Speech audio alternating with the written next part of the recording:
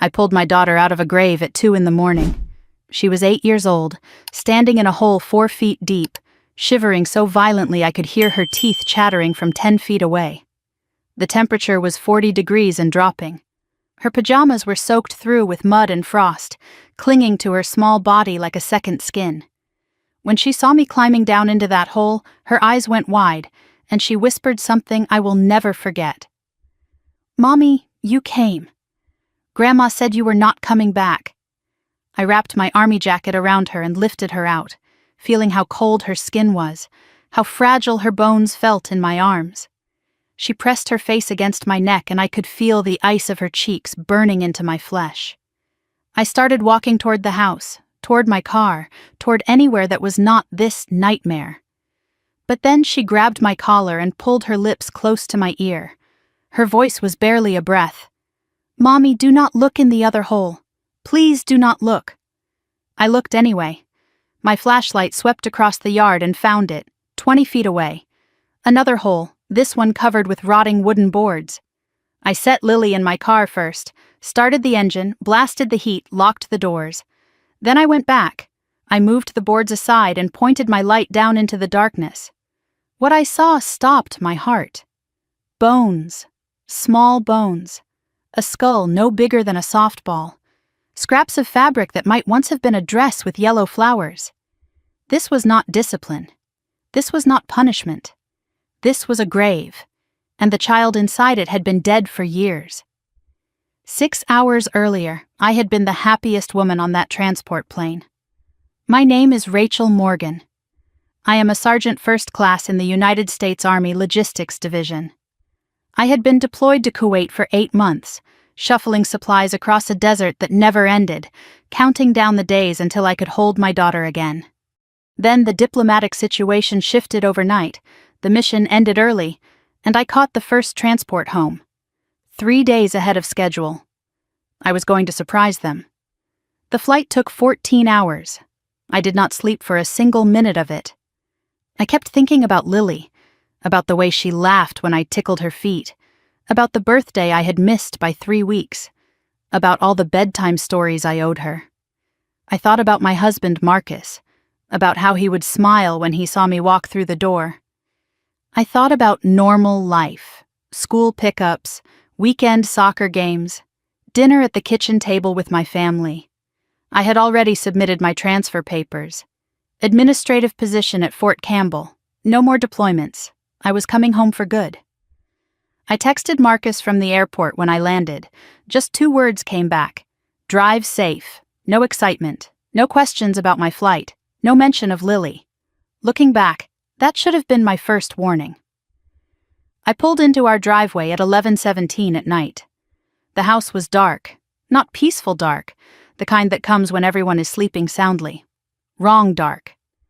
Marcus always left the porch light on when I was coming home. He had done it for 15 years, ever since our first apartment. That light was his way of saying welcome back. Tonight, it was off. I let myself in quietly, still planning to surprise them. The living room was cluttered in a way that was not like Marcus. Dishes in the sink, mail scattered on the counter, empty beer bottles on the coffee table. Marcus rarely drank. He was asleep on the couch, still wearing his work clothes, one arm hanging off the edge. Something cold started forming in my stomach, but I pushed it down. Deployment does things to your mind. You see threats everywhere. You forget that civilian life is messy sometimes. I told myself I was overreacting. I climbed the stairs to check on Lily. Her door still had the princess stickers she had picked out before I left. I pushed it open, already imagining her face when she woke up and saw me. But the room was empty. The bed was made too neatly, the way you make a bed when no one has slept in it for days. Her stuffed cat, Mr. Whiskers, the one she had slept with since she was 2 years old, was gone. Her shoes were not by the door. In her closet, I could see gaps where clothes should have been. On her nightstand, where she always kept our photo from Disney World, there was nothing. Just a clean circle in the dust where the frame used to be. A mother knows.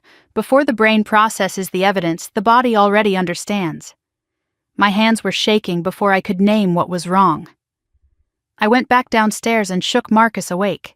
He came up slowly, blinking, confused. Then he saw me and something flickered across his face. Not joy, not relief. Something that looked almost like annoyance. "Eric, what are you doing here? You are not supposed to be back until Friday. Where is Lily?" He sat up, rubbing his face. "She is at Mom's. She has been acting out. Tantrums, refusing to do homework, talking back. Mom offered to take her for a few days. Teach her some discipline." The word hit me like a slap. Discipline. "You sent our daughter away without telling me?" I tried to call. Bad connection at the base. I sent emails. I checked my phone. No missed calls. No emails. I looked at Marcus, and he could not hold my gaze. "How long has she been there?" He paused 1 second too long. "Since Tuesday. 4 days. My daughter had been gone for 4 days, and he had not mentioned it once in our video calls. I am going to get her." He tried to stop me. "It is almost midnight," he said. "You will wake them up. Just wait until morning." But I was already grabbing my keys, already moving toward the door. And Marcus did not follow. He did not offer to come with me. He just sat there on the couch, watching me leave. That was wrong too. Everything was wrong. The drive to Dorothy's property took 50 minutes through winding mountain roads. She lived deep in rural Tennessee, in a farmhouse that had been in the Morgan family for generations. I had never liked the place. It was too quiet, too isolated, too far from anything resembling normal life. But Marcus insisted his mother was harmless. Old-fashioned, yes. Strict, yes. But harmless. I called Dorothy 3 times during the drive. No answer. I called Marcus once. He picked up on the 4th ring and told me I was overreacting. I hung up on him. The farmhouse appeared through the trees just after midnight. Dark windows, no porch light, no sign of life. But around back, I could see a faint glow. A motion sensor floodlight, illuminating something in the yard. I walked around the house, my boots crunching on frozen grass. The light caught shapes in the ground. Holes. Small rectangular holes. Like graves dug for children. Then I heard crying.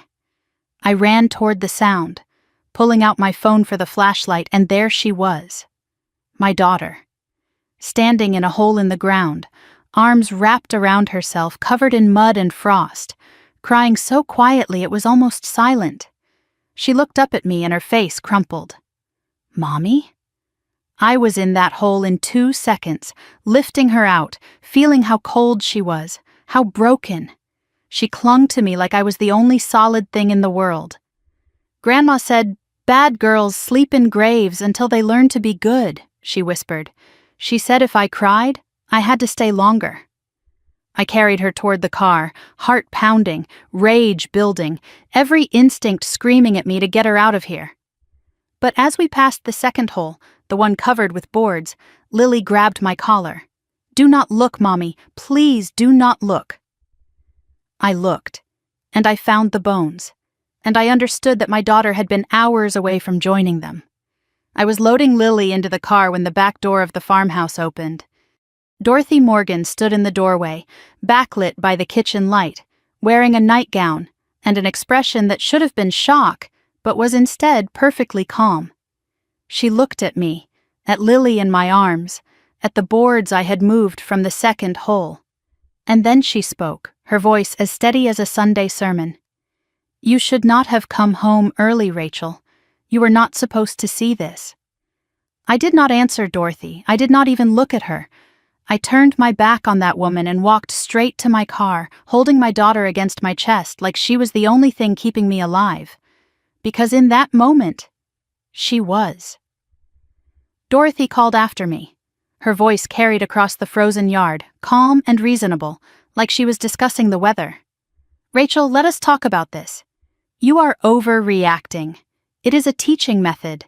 The cold builds character." My mother did the same for me, and I turned out fine. I kept walking.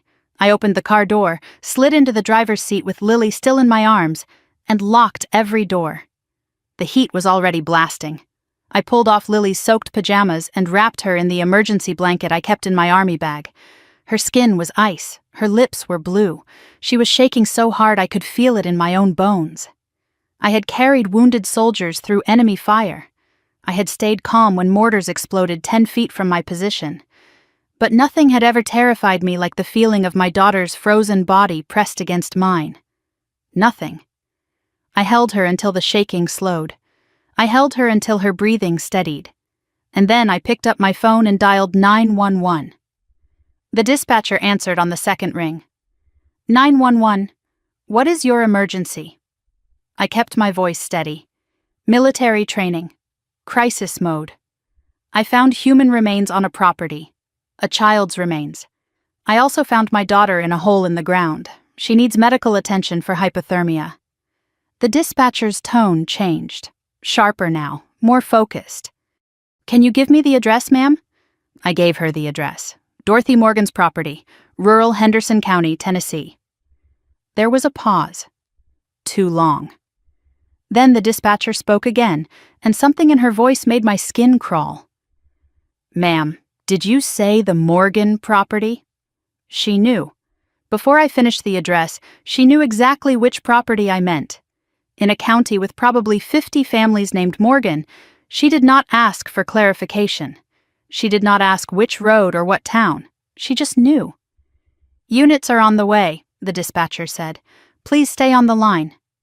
I asked the question I already knew the answer to. Has there been a report about this property before? Another pause. Ma'am, I am not able to discuss that. Officers will be there shortly. She hung up. I sat in the darkness holding my daughter, watching Dorothy's silhouette in the farmhouse doorway. Waiting. Lily started talking. Not to me exactly. More like the words were spilling out of her, fragments she could not hold inside anymore. Grandma said the cold teaches us. Bad girls sleep in graves until they are good again. I was only supposed to be in for 1 hour, but I could not stop crying. Crying makes it longer. I stroked her hair, kept my voice soft. How long were you in the hole tonight, sweetheart? I do not know. It was still light when Grandma put me in. Then it got dark.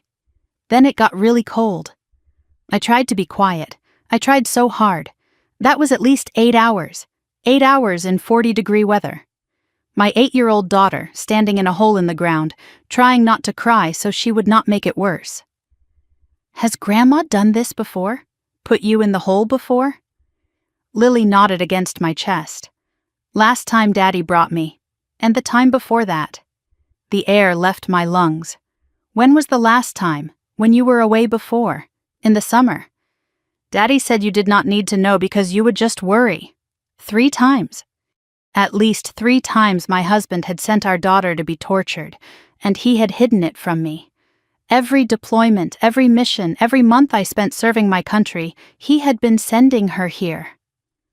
Lily's voice dropped to a whisper. Daddy said Grandma would fix me. He said I was broken and Grandma knew how to fix broken girls. I held her tighter. I wanted to scream. I wanted to drive back to my house and tear Marcus apart with my bare hands.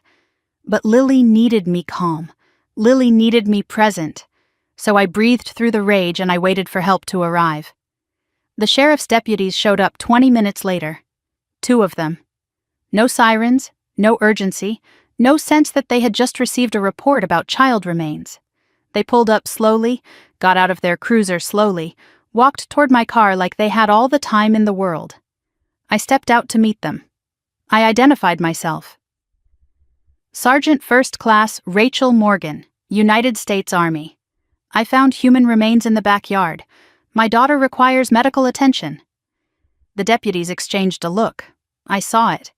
That flicker of recognition when I said the name Morgan. The older deputy, name tag reading Harding, nodded slowly. Ma'am, you say you found remains? I led them to the second hole. I showed them the bones, the skull, the scraps of fabric. They looked, but their reaction was wrong. Muted, controlled, almost rehearsed. Like they had seen this before and knew exactly how to respond. Deputy Harding spoke into his radio. We will need to secure the scene. Call in forensics. He did not sound alarmed. He sounded like he was checking boxes on a form. The back door of the farmhouse opened again. Dorothy stepped out, wrapped in a robe now, carrying a cup of tea. She walked toward us with perfect composure. And when she reached the deputies, something happened that made my blood turn to ice. Deputy Harding touched the brim of his hat. A gesture of respect. "Good evening, Mrs. Morgan. Sorry to disturb you." They knew her. They were comfortable with her. This woman with children's bones in her backyard, and the local police greeted her like a respected neighbor. I stepped between them. "There is a child's skeleton in that hole. This is a crime scene. I want the FBI involved." Harding's expression shifted. Just slightly. Just enough. "Ma'am, let us not get ahead of ourselves. Could be old remains, could be animal bones. No need to bring in the federal government over what might be nothing." Dorothy nodded in agreement.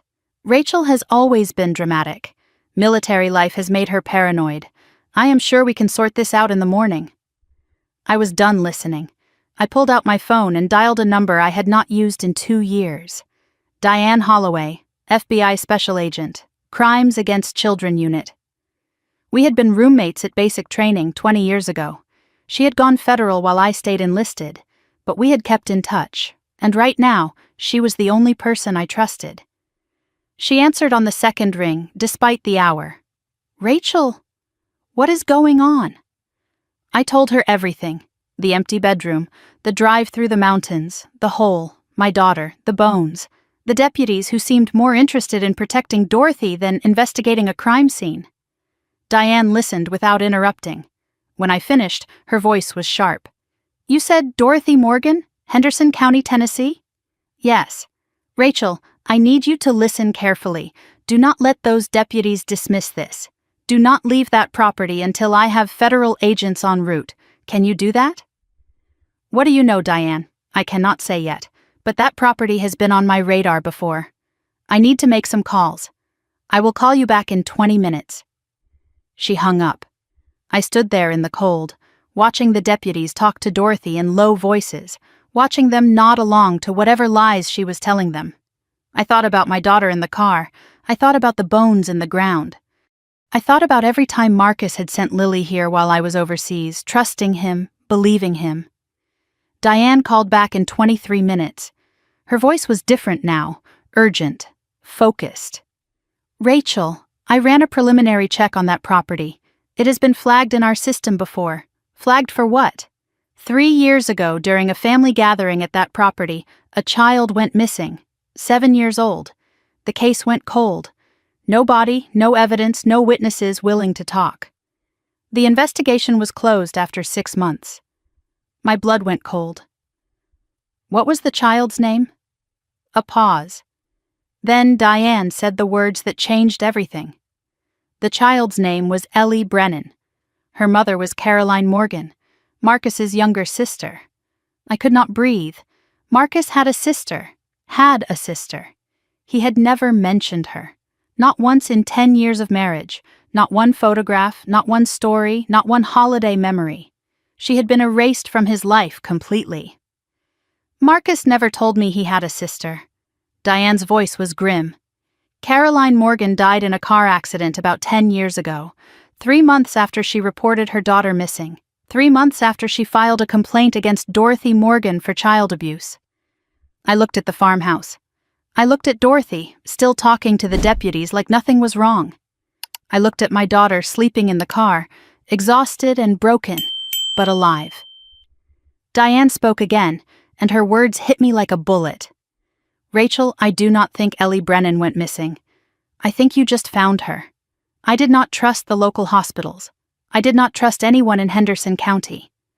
So I drove 45 minutes in the opposite direction to Vanderbilt Children's Hospital in Nashville, with Lily wrapped in my army jacket and the emergency blanket and every piece of clothing I could find in my car. The drive was silent except for her occasional whimpers. She drifted in and out of sleep, her small body still trembling even with the heat blasting. I kept one hand on the wheel and one hand on her, needing to feel her breathing, needing to know she was still there. My mind would not stop racing. Marcus has a sister he never mentioned. A sister who died. A niece who disappeared. I replayed every conversation, every holiday dinner, every family gathering. Dorothy had never mentioned Caroline either. It was like the woman had been erased from existence. And now I knew why. At the hospital, I carried Lily through the emergency room doors and explained the situation to the first nurse I saw. Found in a hole, exposed to cold for at least 8 hours. Possible hypothermia. The nurse's face went pale, and suddenly there were doctors everywhere, taking Lily from my arms, putting her on a gurney, wheeling her away. A doctor examined her while I stood in the corner, refusing to leave.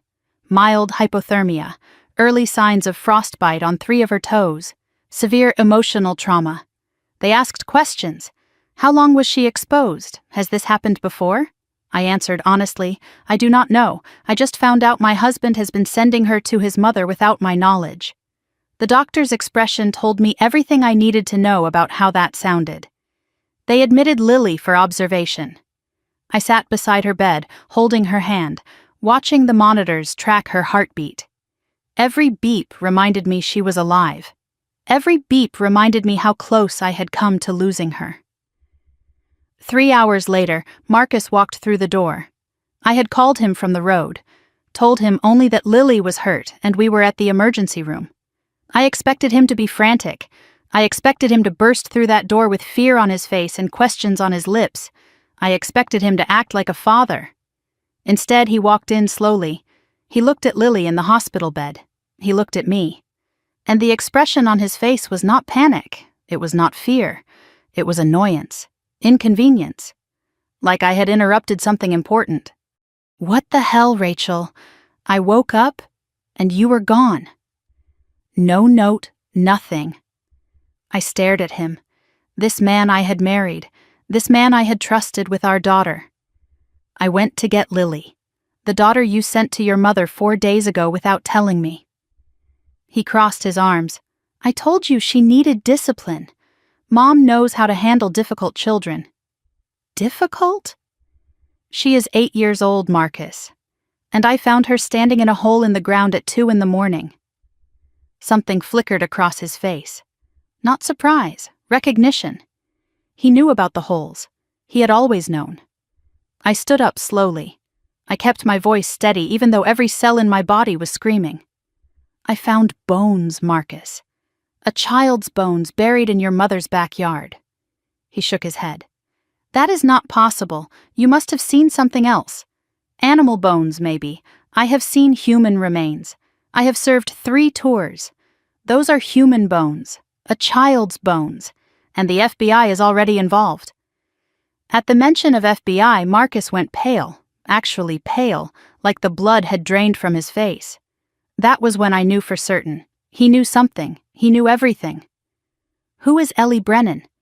He froze. Complete stillness. The kind of stillness that only comes when someone is caught. I pressed harder. She was your niece, was she not? Caroline's daughter. How do you know that name? How do I not know it, Marcus? You never told me you had a sister. 10 years of marriage and you never mentioned Caroline. Not once. He rubbed his face with both hands. And then he said something that stopped my heart. Caroline was always causing problems. She never knew when to leave things alone. Was. He used past tense, like he had rehearsed it. Like her death was just another inconvenient fact he had filed away. I made him talk. It took an hour of pushing, but I made him tell me about Caroline, his younger sister, 3 years behind him. She had Ellie young at 19, with a man who disappeared before the baby was born. She struggled, single mother, no stable job, constantly asking Dorothy for help. And Dorothy helped by taking Ellie for extended periods. Discipline, Marcus called it. Structure.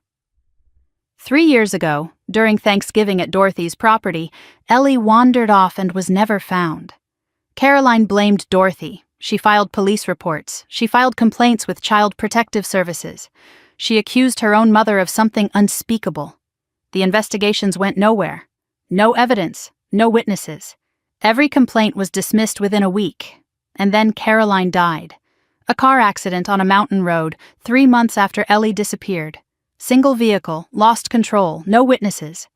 She was drinking, Marcus said. Could not handle the grief. Lost control of the car. The words sounded rehearsed, memorized, like a story he had told himself so many times he almost believed it. I asked the question that had been burning in my chest. If Caroline filed complaints against Dorothy, where are those reports now? He looked away. Mom has friends. In the department. They understood it was a misunderstanding. A nurse interrupted us. She needed to check Lily's vitals. I stepped aside and let her work, watching Marcus from across the room. He stood by the window, staring out at nothing, his jaw tight. The nurse finished her checks and made a note on her chart. Then she said something that made everything worse. Poor thing. She is the second child from your family we have seen in the past few years with similar exposure symptoms. I turned to her. What do you mean? What other child? She hesitated, realized she had said too much. I should not have said anything. Medical records are confidential. I am sorry. She left quickly, avoiding my eyes.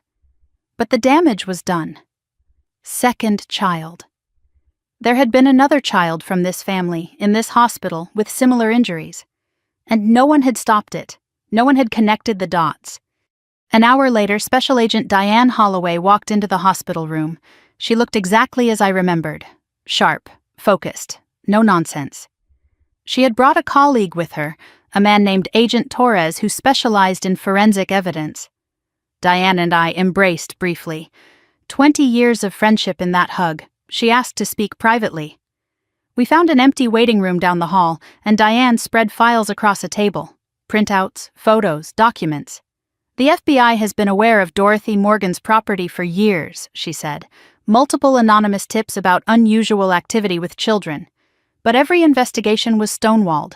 Lack of evidence, uncooperative witnesses, jurisdictional issues. Local law enforcement consistently classified complaints as unfounded. She showed me a photograph, a young woman with dark hair and a bright smile, holding a baby girl in a yellow dress. Caroline Morgan. And little Ellie. Caroline tried to stop this, Diane said. She filed 3 separate complaints. Each one was dismissed within a week.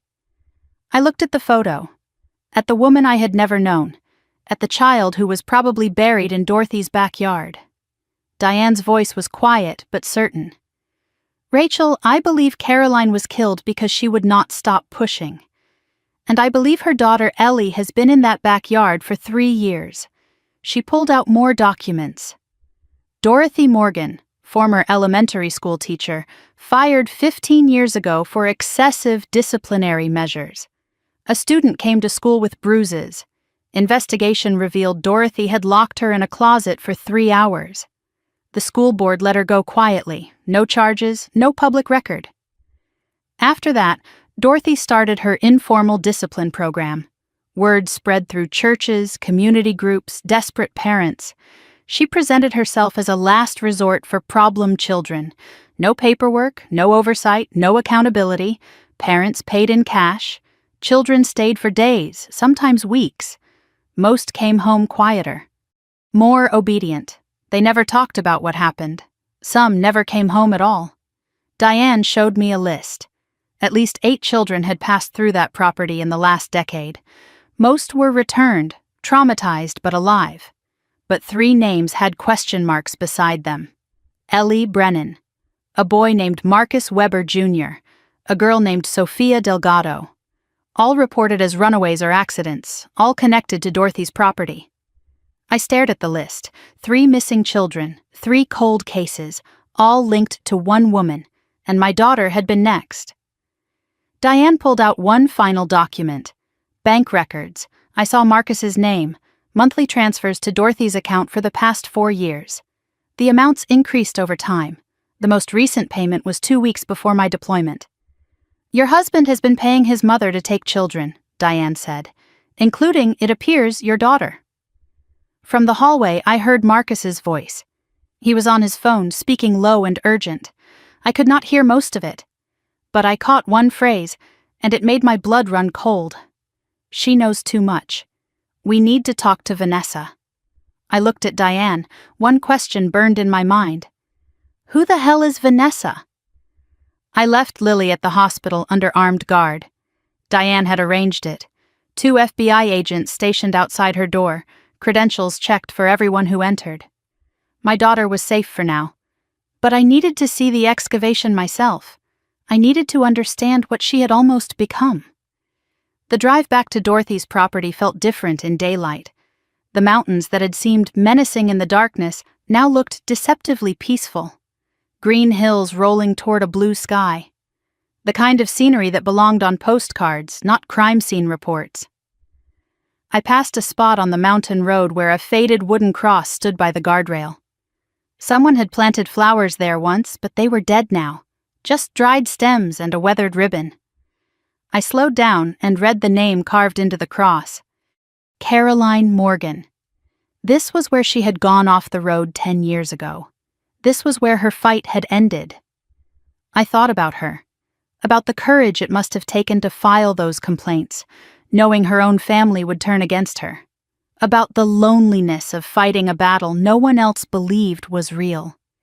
She had tried to save her daughter. She had tried to expose the truth, and they had killed her for it. I was going to finish what she started. Dorothy's property had been transformed. FBI vehicles lined the gravel driveway. Yellow crime scene tape stretched across the yard. White forensic tents covered sections of the ground. Agents in protective suits moved methodically through the backyard, their movements careful and precise. Diane met me at the perimeter and walked me to an observation point away from the active work. The backyard had been divided into a grid pattern, each section marked with numbered flags. 2 excavation sites were active. One was the hole where I had found Lily. The other was the grave I had discovered in the darkness. A third site had been marked with red flags. Ground-penetrating radar had detected another anomaly. They were preparing to dig. I watched the forensic technicians work. They used brushes and small tools, treating the ground like an archaeological site, careful, methodical, respectful. These were not just bones to them. These were children who deserved to be found. Agent Torres approached with an update. His face was grim. We have confirmed 2 sets of remains. First set is a female child, approximately 7 years old, deceased 3 to 4 years. Second set is a male child, approximately 5 years old, deceased 6 to 7 years. The ages matched. Ellie Brennan would have been 7 when she disappeared 3 years ago. The boy could be Marcus Weber Jr., missing for 6 years. I asked about the third site. Torres shook his head. We are still excavating. But preliminary scans suggest there may be more. He handed me an evidence bag. Inside was a small bracelet, tarnished but still readable. The name Ellie was spelled out in pink letter beads. I remembered the photograph Diane had shown me. The same bracelet on the wrist of a smiling toddler in her mother's arms. Movement near the farmhouse drew my attention. FBI agents were bringing Dorothy out. She was in handcuffs, wearing a housecoat, her gray hair loose around her shoulders. I expected rage or fear or defiance. Instead, her face was perfectly calm, serene, almost beatific, like she was walking to church instead of a prison transport. As the agents led her past my observation point, Dorothy stopped. She looked directly at me and spoke in a voice as steady as stone. You do not understand. None of you understand. I was saving them. Discipline saves souls. The cold purifies. The darkness teaches. I held her gaze. You killed children. I corrected them. Some corrections are permanent.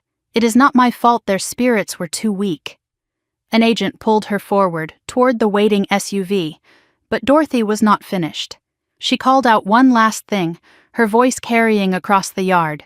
Lily was almost ready. 2 more nights, and she would have been fixed. You interrupted God's work, Rachel. The words hit me like a physical blow. 2 more nights. My daughter had been 2 nights away from becoming another body in that yard. Diane introduced me to an elderly woman standing near the perimeter. Mrs. Peggy Whitmore, 74 years old. She lived half a mile down the road and had known Dorothy for 30 years. She had been giving a statement to FBI agents, and her face was streaked with tears. "I heard things over the years," she said. Her voice trembled. Crying at night, children crying. But Dorothy always had an explanation. Bad dreams, homesick kids, television shows turned up too loud. She looked at the forensic tents, at the holes in the ground, at the evidence of horrors she had lived beside for decades. "Sometimes I saw children in the yard. They never waved, never smiled. They looked empty, like something had been taken out of them." I asked if she had ever reported her concerns. Once, about 5 years ago. I called the sheriff. A deputy came out, talked to Dorothy for 10 minutes, told me everything was fine, said I was imagining things. I knew before I asked. "Which deputy?" Mrs. Whitmore wiped her eyes. "Harding. Deputy Harding. The same deputy who had arrived first last night, the one who had greeted Dorothy with respect." A black Mercedes pulled up to the crime scene perimeter, and a woman stepped out. Tall, sharp-featured, expensive suit, designer sunglasses. She approached the yellow tape with the confidence of someone who expected it to move for her. Diane intercepted her, asked for identification. The woman's voice was smooth and professional. "I am Vanessa Morgan. Dorothy Morgan is my mother. I am also her attorney." So this was Vanessa, Marcus's sister, the one he had been calling from the hospital hallway. I studied her carefully. She was everything Dorothy was not. Polished, controlled, modern. But her eyes were the same. Cold calculation behind a pleasant mask. Vanessa demanded to see her mother, citing attorney-client privilege. Diane explained that Dorothy had already been transported for processing. Vanessa could see her at the federal building. Then Vanessa turned her attention to me. Her smile did not reach her eyes. "You must be Rachel. Marcus has told me about you. This is all a terrible misunderstanding. My mother is elderly, confused. She was only trying to help these children." I said nothing, just watched her. Vanessa stepped closer to the tape. "We should talk, Rachel, family to family. I am sure we can find a way to resolve this that does not destroy everyone's lives, including yours." The threat was barely disguised. She was already calculating how to make this disappear. After Vanessa left, Diane shared more background. Dorothy Morgan had taught elementary school for 18 years. She was known for strict discipline, old-school methods that parents appreciated and children feared. 15 years ago, she was forced to resign after a student came to school with bruises. Investigation revealed Dorothy had locked the girl in a closet for 3 hours as punishment for talking back. The school board let her go quietly. No charges, no public record, just a quiet retirement. After that, Dorothy started her informal discipline program. Word spread through churches and community groups. Desperate parents who could not control their children. Families who wanted the old ways of correction. Dorothy presented herself as a last resort. Tough love. Results guaranteed. No paperwork, no oversight, no questions asked. Parents paid in cash. Children stayed for days, sometimes weeks. Most came home quieter, more obedient. They never spoke about what happened at Grandma Dorothy's house. Agent Torres called Diane and me to the farmhouse. They had found something in Dorothy's bedroom, a locked trunk hidden in the back of her closet. Inside the trunk were meticulous records. Dorothy was organized, precise, thorough. She had kept folders on every child who had passed through her program. Photographs, notes on behavior, logs of treatments administered. Treatments. That was the word she used. The logs detailed her methods: isolation in holes, cold exposure, food deprivation, physical restraint, hours and days documented in neat handwriting, outcomes recorded in a final column: corrected, released, resistant, terminated. Torres handed me a folder with a pink tab. The name on the front made my heart stop. Lily Morgan. I opened it with shaking hands. Inside was everything. Photographs of my daughter at different ages, notes on her defiant behavior, a log of previous visits I had never known about. 3 entries. 3 separate times Marcus had sent her to Dorothy while I was deployed. I turned to the last page. A chart like a patient progress report, columns for dates, treatments, responses, and a final column labeled status. Lily's most recent entry was dated 4 days ago, the day Marcus had dropped her off. Treatment listed: extended isolation, cold exposure, sensory deprivation, duration listed as open-ended, and in the status column 2 words in Dorothy's neat handwriting: in progress. Below that, a note: resistant. May require permanent solution. Consult with V before proceeding. V. Vanessa. They had been planning to kill my daughter, and they had put it in writing. I needed to go home. Not to the place I had shared with Marcus, not anymore. But I needed documents. I needed clothes for Lily. And I needed to understand what my husband had been planning while I was serving my country overseas. Diane gave me copies of everything from Dorothy's files: the photographs, the logs, the folder with Lily's name on it. Evidence that my daughter had been scheduled for a permanent solution. Evidence that the man I had married had been part of it. I called Sergeant Kim Reyes from the road. Kim was my closest friend from the base. Former Army supply specialist, now working private security. We had served together for 8 years. I trusted her with my life. I was about to trust her with something more important. I need backup, I told her. I am going to the house. Marcus might be there. Kim did not ask questions. She just said she would meet me in 20 minutes. The drive gave me too much time to think. I replayed our marriage in my head. 10 years. The early days when Marcus had seemed charming and attentive. The gradual distance that grew between us as my deployments got longer. His impatience with Lily. His insistence that she needed firmer discipline. His constant comparisons to other children. The signs had been there. I just had not wanted to see them. Kim was waiting in my driveway when I arrived. She had her service weapon on her hip and a look on her face that said she was ready for trouble. Marcus's car was gone. The house was dark. We entered carefully, Kim covering the corners while I moved through the rooms. Empty. He had not been back since the hospital. The house felt different now, like a stage set designed to fool me. The family photographs on the walls, the kitchen where we had shared meals, the living room where Lily had taken her first steps. All of it felt fake, a performance of normalcy hiding something rotten underneath. I headed straight for Marcus's home office, the one room he had always kept locked. He said it was for work confidentiality, banking regulations, client privacy.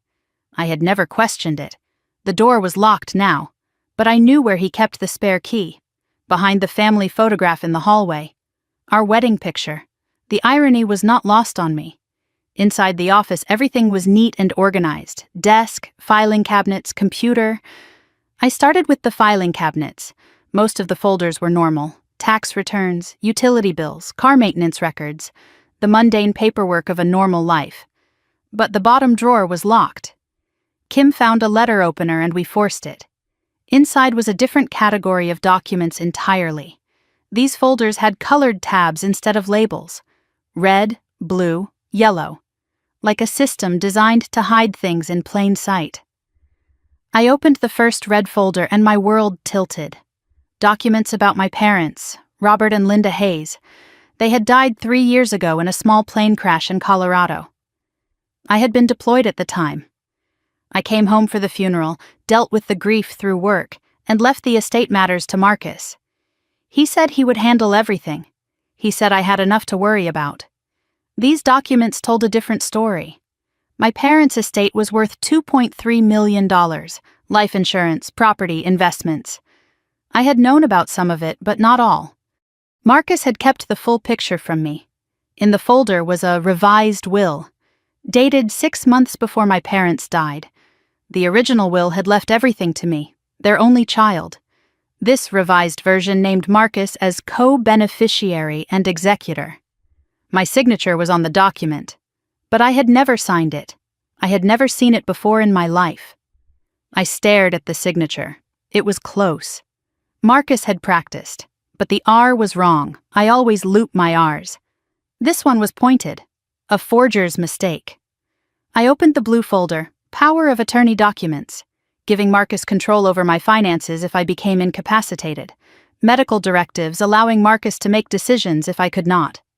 Both documents signed, both signatures forged, and a letter from Vanessa's law firm confirming that the documents were properly filed with the state. Vanessa was the legal architect of this scheme. She had used her position as an attorney to give Marcus's forgeries the appearance of legitimacy.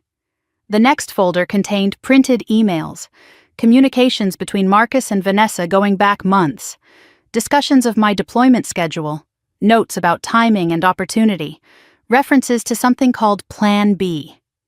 One email made my hands shake. From Vanessa to Marcus, dated 2 months ago.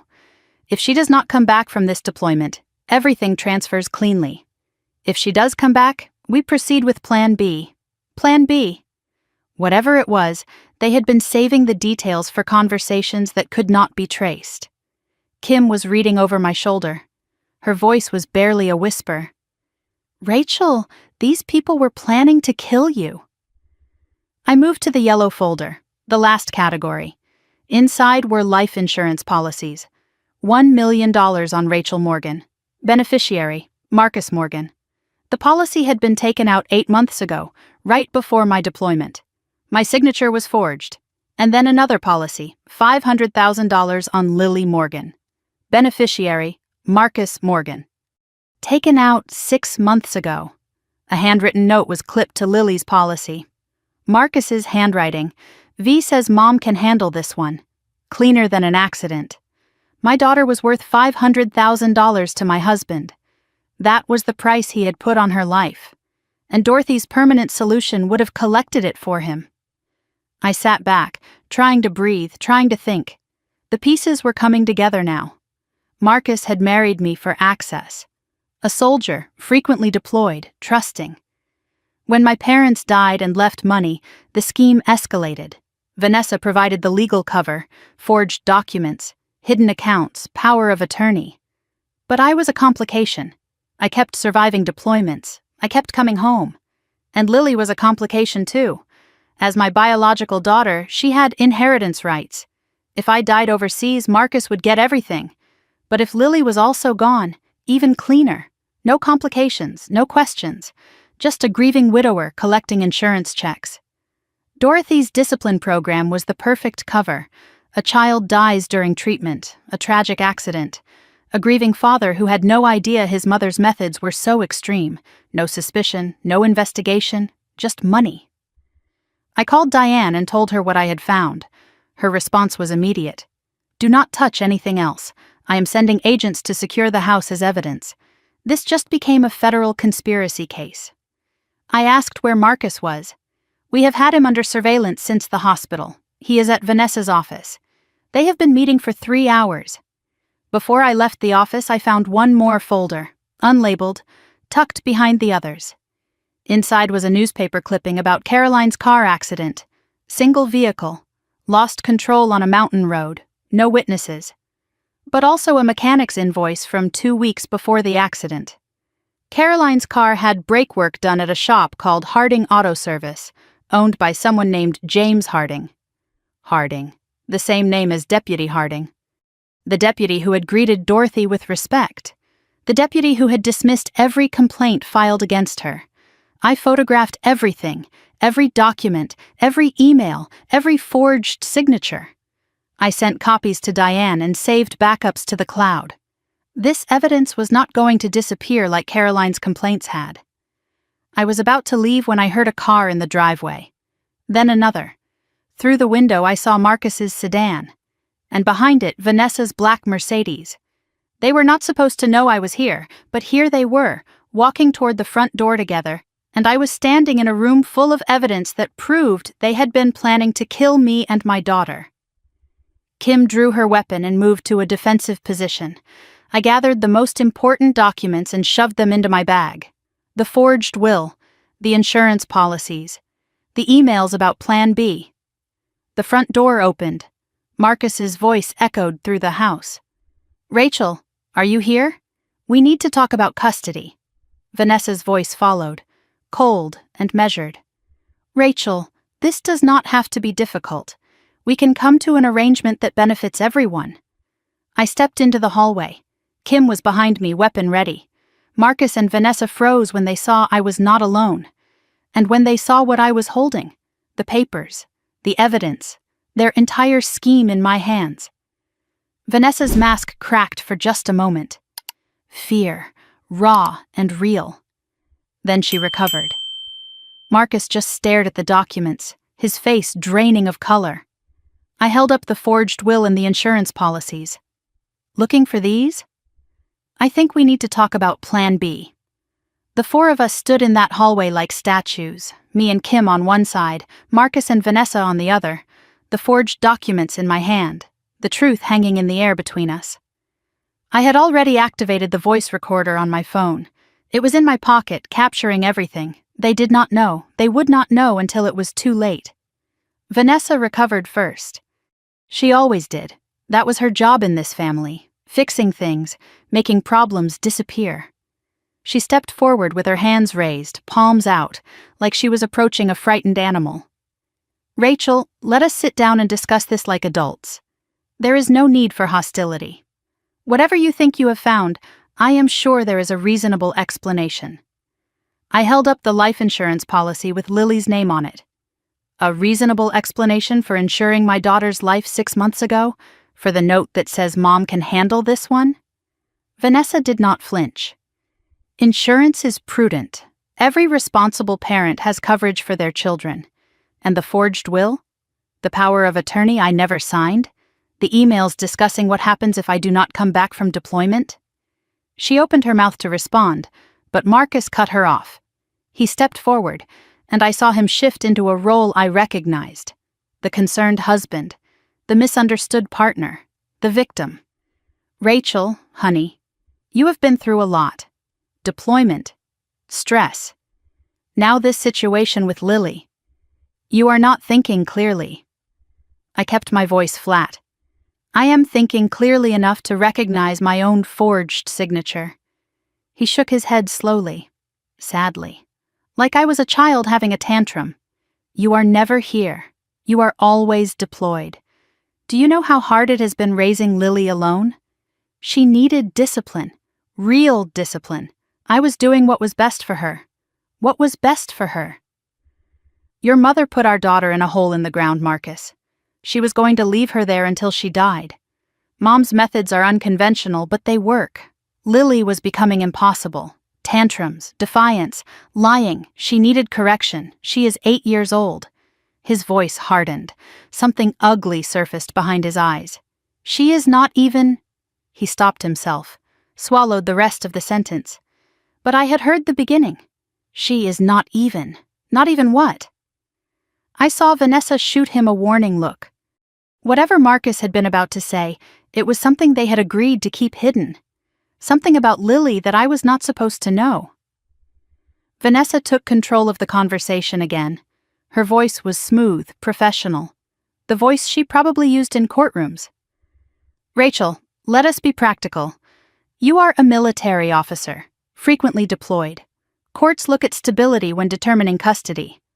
Marcus has been Lily's primary caregiver for years. He has a stable job, a home, community ties. You have been overseas. Are you threatening to take my daughter? I am simply pointing out facts. And if this situation goes public, it will not look good for anyone, including you. How does any of this reflect badly on me? Vanessa smiled, cold, calculated. You left your daughter in an unstable home. You prioritized your career over your family. You were absent when she needed you most. Any family court judge will ask the same question I am asking now. Where was the mother? The accusation landed. I felt it. The guilt I had carried for years, every deployment, every missed birthday, every bedtime story I could not read. She was using my service against me, using my sacrifice as a weapon. But I did not break. I pushed through. And where was the father? Sending her to be tortured by his mother, paying for it with monthly bank transfers? Vanessa leaned forward. Her voice dropped. Caroline thought she could fight this family too. She hired lawyers, filed complaints, made accusations. And where is Caroline now, Rachel? The threat was not even subtle.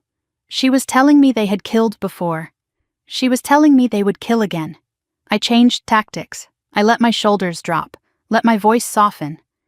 Played the part of a woman who was starting to see reason. Maybe we can work something out. I do not want to destroy the family. Vanessa's eyes lit up. She thought she was winning. Marcus relaxed. He started talking more freely, thinking I was coming around. See, this is why I did not tell you about Mom's program. You overreact. Mom was supposed to fix Lily before you got back, just like she fixed the others. You were never supposed to know. The room went silent. Even Vanessa looked alarmed. Marcus had said too much. His need to justify himself had overridden his caution. Fix her? Like she fixed Ellie? Like she fixed the other children buried in her backyard? Marcus realized his mistake. His face went pale. He looked at Vanessa for help. Marcus, do not say another word. Her voice was sharp, commanding. But I had what I needed. On my phone, in my pocket. His confession that Dorothy's fixing was intentional. That he knew about the others. That the entire family had been part of this for years. Kim spoke for the first time. I think we are done here. I moved toward the door. I am taking Lily somewhere safe. I will be in touch through my lawyer.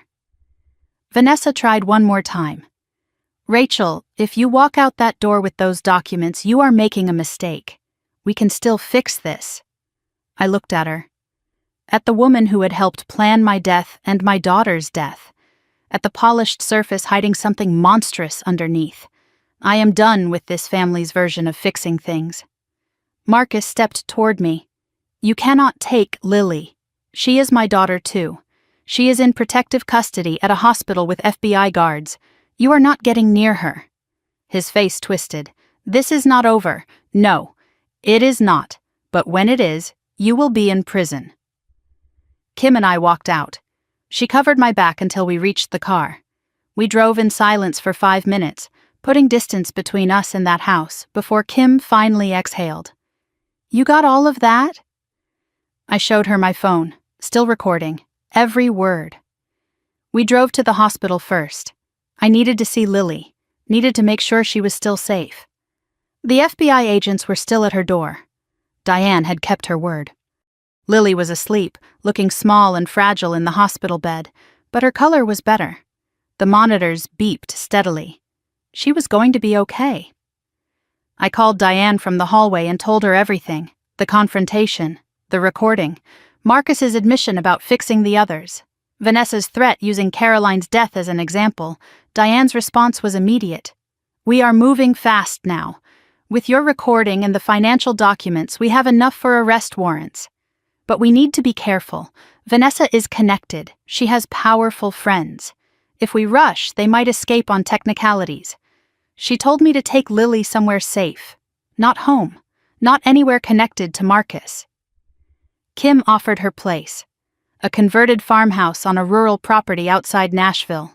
Security system, cameras, former military owner who knew how to protect people. I accepted. Lily and I would stay with Kim until this was over. Before we left the hospital, the night nurse pulled me aside. Her face was troubled. Mrs. Morgan, when Lily was talking in her sleep earlier, she kept saying a name, someone named Tommy. She kept asking if Tommy was still in the ground. I did not know who Tommy was. But I filed the name away. Another thread to pull, another secret to uncover. We brought Lily to Kim's farmhouse just after midnight. The property was dark and quiet, surrounded by trees. Kim showed me the security features. Cameras covering every angle, motion sensors on the perimeter, reinforced doors, panic button connected to local police and FBI. I have weapons in every room, Kim said, and I sleep light. If anyone comes here, they will regret it. Lily woke briefly during the transfer. She was confused but trusting. Mommy, are the bad people going to find us? No, baby, Aunt Kim and I are going to keep you safe. And the bad people are going away for a long time. Even Daddy? I hesitated. Then I told her the truth. Even Daddy. I put Lily to bed in Kim's spare room and stayed until she fell asleep. Then I went to the kitchen where Kim had made coffee. It was going to be a long night. Kim looked at me across the table. You know they are not going to go quietly. People like that with money and connections, they fight dirty. I wrapped my hands around the warm mug. So do I. I just fight dirtier. We sat in silence, watching the security monitors, waiting for whatever came next. It came at midnight. My phone buzzed. Unknown number. Text message. I opened it and my blood turned to ice. Your daughter had an accident once. She can have another. Drop the investigation. Attached was a photograph. Lily in her hospital bed. Taken from inside the room. Not the hallway. Inside. Someone had gotten past the FBI guards. Someone had been in my daughter's room while she slept. Someone had stood over her bed and taken this picture. I showed Kim. She was already on the phone with Diane. Then my phone buzzed again. Another message from the same number. We know where she is now, too. Kim's farmhouse is not as secure as she thinks. Last chance, Rachel. Walk away. They were watching. They had people everywhere. Police, hospitals, maybe even inside the FBI. And they knew exactly where we were. I did not sleep that night. I sat in Kim's living room watching the security cameras, my weapon on the table beside me, waiting for shadows to move. Kim did sweeps every hour, checking the perimeter, testing the motion sensors. Nothing came. The threat had been psychological warfare. They wanted me scared. They wanted me to run. But running was not in my nature. And fear had never stopped me from completing a mission. By dawn, I had made a decision. We could not just wait and react. We could not sit in this farmhouse hoping the FBI moved fast enough. I needed to go on offense. I needed to find something that would break this case wide open before the Morgan family could bury it like they buried everything else. Caroline had left something behind. Mrs. Tate had mentioned it at the crime scene. A hidden box at an old church. Evidence Caroline had gathered before she died. If Vanessa knew about it, she would try to destroy it. I needed to find it first. I called Diane at 6 a.m. and explained my plan. She was quiet for a moment. Then she said what I expected her to say. I cannot officially sanction you investigating, but I cannot stop you either. Just be careful, and call me the moment you find anything. Kim agreed to stay with Lily. Go find what you need, she said. I have got your girl. The address Diane had given me led to a small house on a quiet street outside Henderson County. Well-maintained garden, wind chimes on the porch, the kind of home that belonged to someone who had lived there for decades. Mrs. Delilah Tate opened the door before I could knock. She was 74 years old, white-haired, with sharp eyes that had seen too much and said too little. I have been expecting someone like you for 10 years, she said. Come inside. Her house smelled like lavender and old books. She led me to a sitting room filled with photographs and offered me tea. I declined. She settled into a worn armchair and started talking without prompting, like she had been rehearsing this confession for a decade. Caroline was my neighbor for 3 years.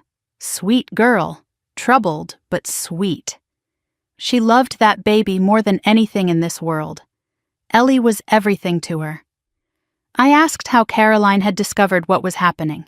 She started noticing things when Ellie came back from visits with Dorothy. The child would not speak, would not smile. She flinched at sudden movements. Something inside her had been turned off. Caroline confronted Dorothy, but Dorothy denied everything. Called Caroline hysterical, told her she was imagining things.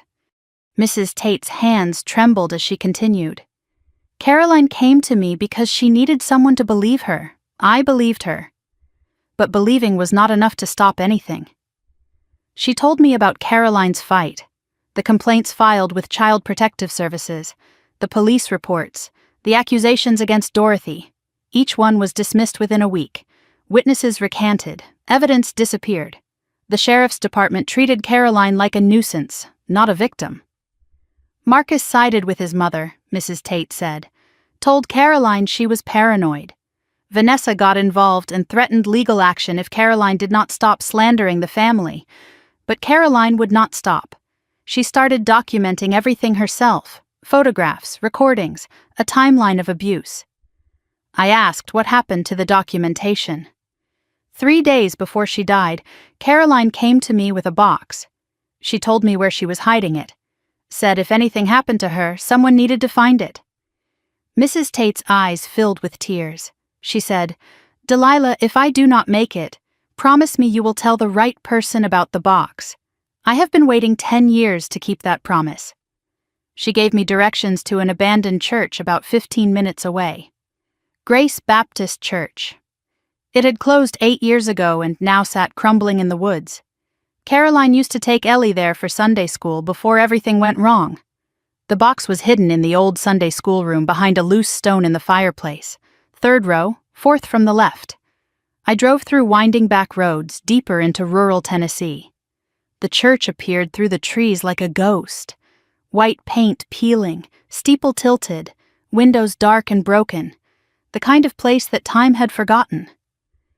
I parked and approached carefully. I did not know if I was alone. The Morgan family had eyes everywhere. Inside, the church was frozen in time. Dusty pews, scattered hymnals. Light filtering through shattered stained glass, casting colored shadows on the floor.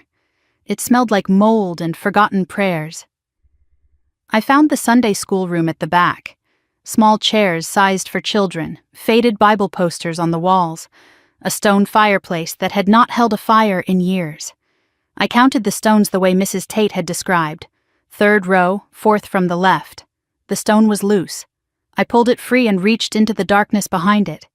My fingers touched something cold and metal. A box, shoebox sized, sealed with tape that had yellowed with age. I took it outside, into the light, and sat on the church steps. My hands trembled as I cut through the tape. 10 years. This box had been waiting 10 years for someone to find it. Inside was organized chaos. Caroline's desperate archive, everything she had gathered before they killed her. A leather journal filled with dated entries. An envelope of photographs, medical records, audio cassettes labeled with dates and names. Official documents stamped with the word unfounded. And at the bottom, a sealed envelope with a name written on it in shaky handwriting. To whoever finds this. I opened the letter. Caroline's words hit me like blows. If you are reading this, I am probably dead. They probably made it look like an accident. Please do not let them win. She named names. Dorothy, Marcus, Vanessa, Deputy Harding, a CPS supervisor named Christy Vance. They all knew. They all helped. And they buried my daughter to keep their secrets. The last line made me stop breathing. Vanessa has a son, Tommy. He is 5 years old. No one knows about him. If she is capable of helping kill my Ellie, she is capable of doing the same to him. Please check on Tommy. Please. I turned to the photographs. Early pictures showed Ellie happy and healthy, dressed in pretty clothes, smiling at the camera. Then the change came. Her eyes went vacant. Her posture hunched. Her arms were always covered. The last photographs were taken secretly.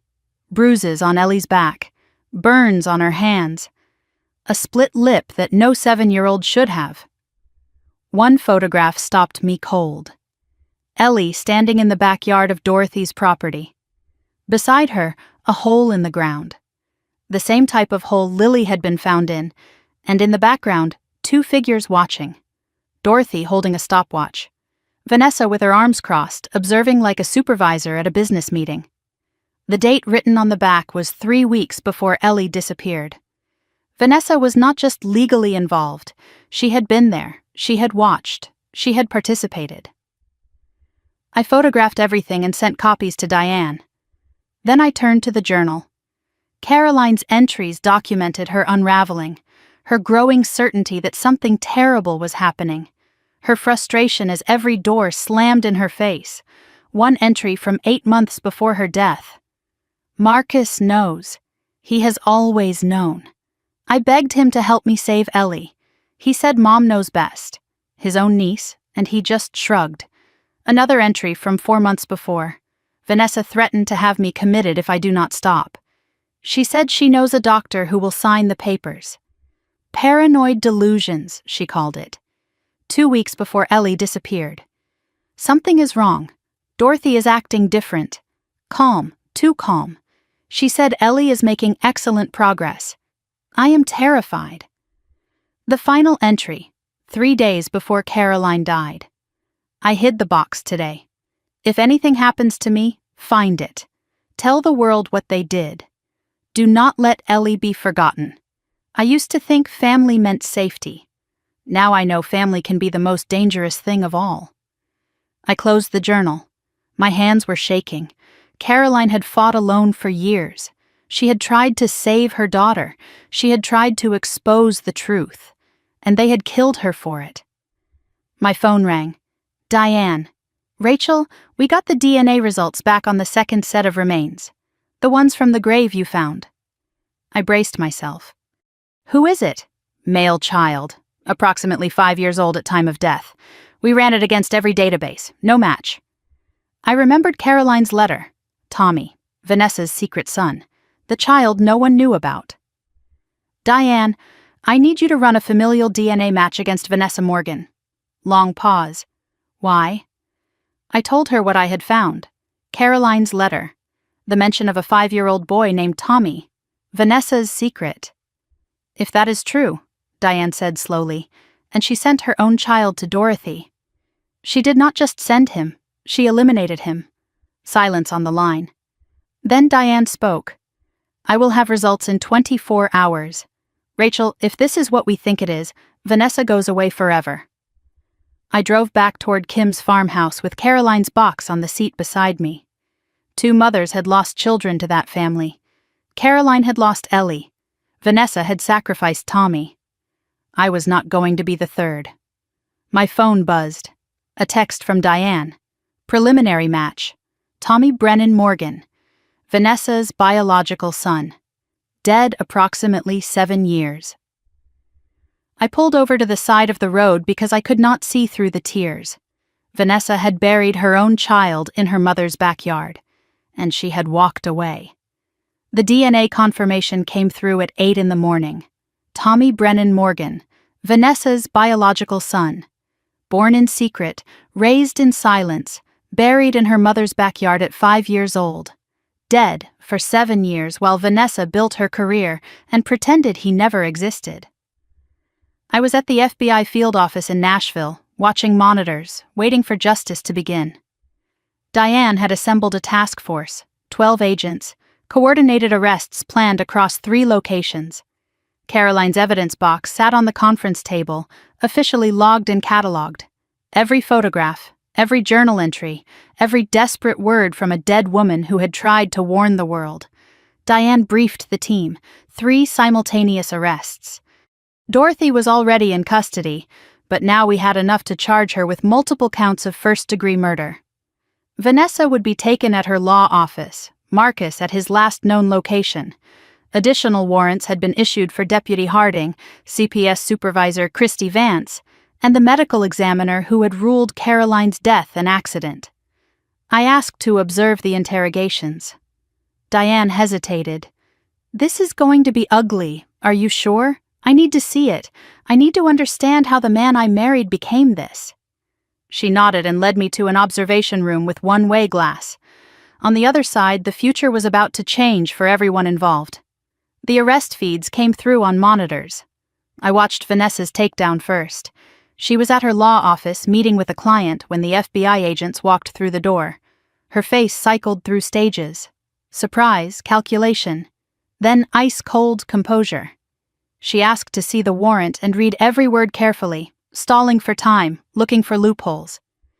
These charges are absurd. I will have this dismissed by tomorrow. The agent in charge was unmoved. Ma'am, you are being charged with conspiracy to commit murder, accessory to murder, and obstruction of justice. Multiple counts. Something flickered across Vanessa's face. She had expected custody issues, financial charges, maybe obstruction, but murder. That word cracked her armor. She was handcuffed in front of her colleagues, her clients, her staff. The polished lawyer led away like a common criminal. As agents escorted her out, she made one phone call. Not to another lawyer. to an unknown number. They are arresting everyone. Clean the accounts. Burn the files. Too late. The call was intercepted, and FBI teams were already at her home, her office, her storage units. Every number she had dialed in the past 48 hours was now flagged for investigation. In trying to warn her network, she had given us a roadmap. Marcus's arrest did not go as smoothly. Surveillance showed him leaving the house at 4 a.m. with 2 suitcases. He drove toward Nashville International Airport, bought a one-way ticket to Mexico City under a false name. He was trying to run. FBI agents intercepted him at the terminal. He tried to claim harassment, threatened lawsuits, demanded to speak to his lawyer. Then they searched his luggage. $75,000 in cash, a forged passport, documents for a wire transfer to an offshore account. He had been liquidating everything and planning to disappear. I watched through the one-way glass as Marcus was processed at the field office. He looked different, smaller, older, desperate. This was not the confident man I had married. This was a cornered animal realizing the cage had closed. When his eyes swept across the glass, I knew he could not see me. But something in me shifted anyway. The last thread of love, of memory, of what we had once been. It snapped. There was nothing left but the need for justice. Dorothy's interrogation came next. She had been in custody for 3 days, refusing to speak. But with Caroline's evidence now in play, the dynamics had changed. Agent Torres led the questioning. "Mrs. Morgan, we have your journals, we have photographs, we have testimony from survivors. This is your chance to explain." Dorothy sat calmly, eerily so. When she spoke, it was not in defense, it was justification. My mother taught me, spare the rod, spoil the child. But the rod was not enough for some children. Some needed deeper lessons. The cold teaches humility, the dark teaches obedience. The ground teaches them their place. Torres pressed. "The ground? You mean the graves?" "Preparation. I prepared them to meet their maker. Some were ready quickly, some took longer." She described her methods without emotion, clinical, precise, like a teacher explaining curriculum to an interested student. Isolation in holes, cold exposure, food deprivation, physical restraint. Duration increased based on resistance. Outcomes documented carefully. 3 generations, Dorothy said. My grandmother taught my mother. My mother taught me. Our family understands discipline. The world has become too soft. I was preserving the old ways. 3 generations of abuse. Dorothy's grandmother had used the same methods, the same holes in the ground, the same lessons. This was not one monster. It was a bloodline of monsters, each passing the sickness to the next. Vanessa's interrogation was different. She was calculating, not confessing. She demanded a lawyer, refused to answer questions, cited every legal protection she could think of. Then Agent Torres played his card. He slid photographs across the table. Tommy's remains, the DNA results, the birth certificate she had hidden for years. The ice cracked. That was not... I did not want... She stopped, regained control. But too late. Torres pressed harder. You did not want what, Ms. Morgan? You did not want your illegitimate son to interfere with your career? So you sent him to Mommy to be fixed? Vanessa's voice broke. It was supposed to be temporary. She said she would straighten him out, make him easier to manage. I was going to take him back. But you did not take him back, because he was dead within 3 months. Vanessa stared at the photographs, small bones laid out on examination tables. For the first time, something human surfaced in her eyes. Grief, guilt, horror at what she had allowed. I did not know she would. I thought. But there was no ending to that sentence that did not damn her. She asked for a deal, immunity for full testimony against Dorothy and Marcus. Torres shook his head. No immunity. But cooperation might mean the difference between life in prison and death row. Vanessa started talking. The scope expanded with every word. Deputy Harding had been paid $15,000 over 5 years to dismiss complaints and lose reports. Christy Vance, the CPS supervisor, received monthly payments to classify investigations as unfounded. Dr. Benson, the medical examiner, had falsified Caroline's autopsy, ruling her death accidental when the brake lines had been clearly cut. More names emerged: a family court judge, a hospital administrator, a county clerk. The Morgan family had built a network of protection over 20 years. Every pathway to justice had been blocked, bought, or buried. FBI agents fanned out across 3 counties. The evening news led with the story: child abuse conspiracy, arrests sweep Tennessee County. I watched faces I had passed in town, ordinary people who had helped hide murders, being led away in handcuffs. Marcus's interrogation came last. He had spent hours in a holding cell, watching his world collapse.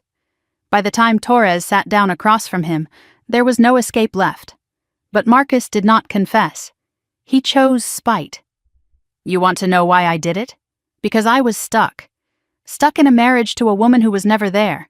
Stuck with a kid who was not even mine. I froze behind the glass. Torres leaned forward. What do you mean, not even yours?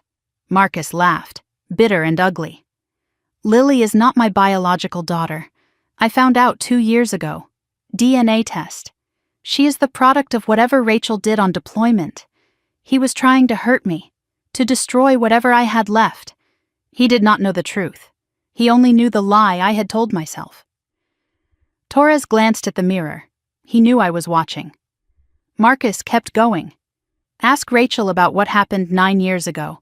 Ask her about the real father. She never told anyone. But I know. I have always known she was hiding something. His spite poured out, ugly and uncontained. He blamed me for everything. For being deployed. For not being the wife he wanted. For having a daughter he did not believe was his. When the interrogation ended, Diane found me in the hallway. My face was pale. My hands were shaking. Rachel, what he said in there.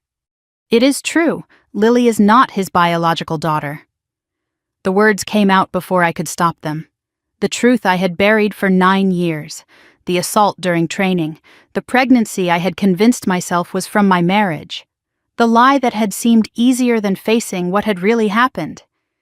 Diane's voice was gentle. Rachel, that is not something to be ashamed of. You survived something terrible, I know.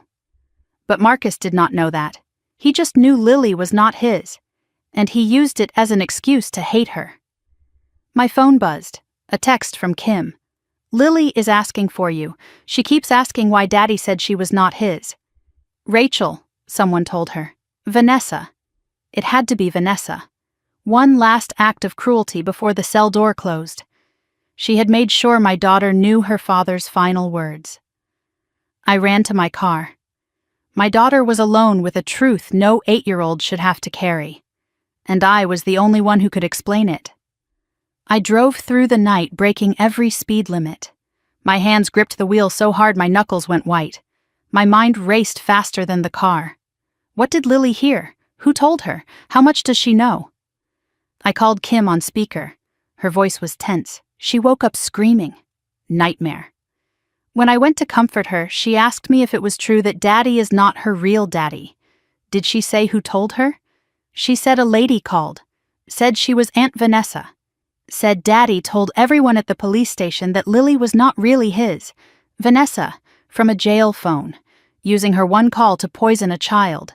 She could not win, so she decided to make sure I lost everything too. She used my daughter as her final weapon. Kim's voice softened. Rachel, she is asking questions I cannot answer. She needs you. I pushed the accelerator harder. 20 minutes felt like hours. Kim's farmhouse appeared through the trees. Porch light on. Security cameras watching. I barely stopped the car before running inside. Kim met me in the hallway and pointed toward the spare bedroom. Her face said everything. This was bad. I found Lily curled in a ball on the bed, knees pulled to her chest, face buried in the pillow. She was not crying anymore. She had gone somewhere deeper than tears. Somewhere quiet and scared. I sat on the edge of the bed and touched her shoulder. She flinched. Then she saw it was me and threw herself into my arms, clinging so tight I could barely breathe. Mommy, is it true? Daddy said I am not his. The lady said everyone knows now. I held her, felt her small body trembling against mine. I had known this conversation would come eventually. I had imagined it happening when she was older, when she could understand complexity and nuance. Not like this. Not at 8 years old in the middle of the night, after everything she had already been through. Sweetheart, I need to tell you something. But first, I need you to know that you are my daughter, mine. No matter what, that will never ever change. But Daddy. What Daddy said, there is more to the story. And I am going to tell you the truth because you deserve the truth. Kim quietly closed the bedroom door, giving us privacy. I took a deep breath and let myself go back. 9 years. I had buried it so deep I almost believed it had never happened. Fort Leonard Wood, Missouri. I was 29 years old. A specialist, recently engaged to Marcus. A training exercise had run late, and most of the unit had returned to barracks. I was walking to my vehicle alone in the dark when a fellow soldier offered to walk with me. Someone I knew, someone I trusted. I said yes. What happened next took 7 minutes. 7 minutes that changed everything. I never reported it. He was well connected. I was new. I told myself no one would believe me. I told myself it was easier to bury it, to pretend it never happened, to keep moving forward. 2 months later, I discovered I was pregnant. The timing made it possible that Marcus was the father. I chose to believe that. I needed to believe that. I married Marcus 3 weeks later and never told anyone the truth. Until now. I looked at my daughter's tear-stained face and chose my words carefully. Truth, but age-appropriate. Enough to explain without destroying. Lily, before you were born, something happened to Mommy. Something scary and bad. Someone hurt me. Her eyes widened. Like how Grandma hurt me? Different, but yes. Someone hurt me when I did not want to be hurt. I was so sad and scared. But then I found out you were growing inside me. And suddenly I was not scared anymore, because I had you. She processed this slowly, her young mind working hard. So Daddy is not my real daddy? Daddy is not your biological father. That means you did not come from his body. You came from mine. You are still my daughter. You will always be my daughter. She was quiet for a long moment. Then she asked the question that cracked my heart. Is that why Daddy was mean to me? I pulled her closer. Daddy was mean to you because something is broken inside him. Not because of you. Never because of you. You did nothing wrong. Mommy, do you still love me, even though I came from the bad thing? I held her so close I could feel her heartbeat against mine. You are the best thing that ever happened to me. You are not where you came from. You are who you choose to be. And I love you more than anything in this world. She was quiet again, processing. Then she asked another question. So, I do not have a daddy anymore? Marcus made choices that mean he cannot be your daddy anymore. He is going to be in trouble for a long time. But you have me. And you have Aunt Kim. And people who love you. Like a family? Just different? Exactly. A different kind of family. But still a real one. She thought about this. Then she yawned. The emotional exhaustion was hitting her. I am glad you are my mommy, even if the other stuff is confusing. It is confusing, and it is okay to feel sad or angry or confused. I will be here for all of it. Can you stay until I fall asleep? I am not going anywhere. Ever. She did not understand everything. How could she? But she understood the most important thing. I loved her, and I was not leaving. For an 8-year-old who had just had her world shattered, that was enough to hold on to. I lay beside her until her breathing slowed, and her grip on my hand relaxed. Then I carefully extracted myself and went to the kitchen, where Kim had made coffee. I sat at the table and let the weight of everything settle over me. Marcus had discovered the DNA truth 2 years ago. That was when everything changed. I remembered it now. How he became colder toward Lily, more critical, less patient, the dismissive comments, the constant comparisons to other children, the insistence that she needed discipline. He had never confronted me, never asked for an explanation. He had just started punishing the child. Every session at Dorothy's, every cruel word, every dismissal. It was revenge. Revenge against an 8-year-old for something that happened before she was born. He could have asked me. He could have demanded answers. He could have left the marriage. Instead, he tortured a child and planned to profit from her death. Kim appeared in the doorway, phone in hand. Diane called. You should call her back. Something about the custody case. I dialed Diane's number. She answered on the first ring, and her voice was tired but alert. Rachel, I wanted to warn you before morning. The Morgan family has hired new lawyers. Big firm out of Memphis. They are already filing motions. Motions for what? They are challenging your fitness as a parent. Claims of PTSD, emotional instability, abandonment due to military service. They are going to try to take Lily. They are in jail. How can they fight for custody from jail? Dorothy's lawyers are arguing she is an elderly woman being persecuted. Vanessa is claiming she was coerced by Marcus. And Marcus is claiming he was the stable parent while you were deployed. They are going to spin this as a mother who abandoned her child to her career, then came home and made wild accusations. My blood ran cold. I had thought the arrests were the end. They were just the beginning. They murdered children, Diane. They buried them in the backyard. They planned to kill my daughter. And their first move from behind bars is to try to take her away legally. The Morgan family never stops fighting, even in handcuffs. I looked toward the bedroom where Lily slept. I had pulled her out of a grave. I had exposed a conspiracy. I had survived everything they had thrown at me. And now they wanted to use the courts to finish what Dorothy's holes could not. I stood up. My voice was steady. I am going to fight. I did not survive deployment after deployment, did not uncover a murder conspiracy, did not face down the people who tried to kill my daughter just to lose her in a courtroom. I picked up my phone and dialed another number, Julia Vasquez, a lawyer friend from the base, former JAG officer now in private practice, the best family law attorney I knew. She answered on the third ring. Julia, it is Rachel Morgan. I need help. My in-laws are trying to take my daughter, and they are willing to burn everything down to do it. Julia's response was immediate. Tell me everything. And Rachel, do not worry. I have been waiting to take on a case like this my whole career. Let us go to war. War, yes. That was exactly what this was. And I had never lost a war yet.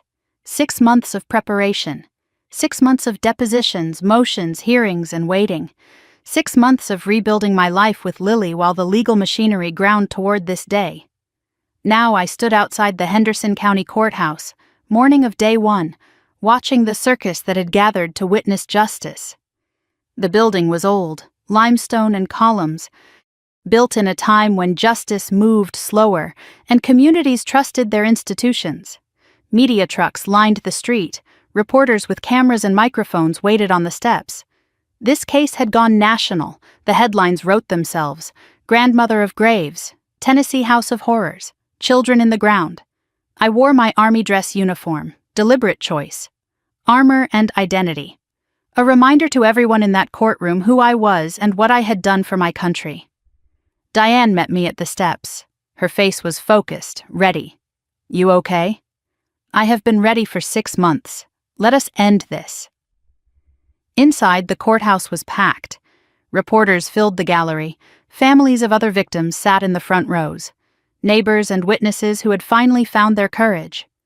Mrs. Tate was there, dressed in black, clutching a photograph of Carolyn.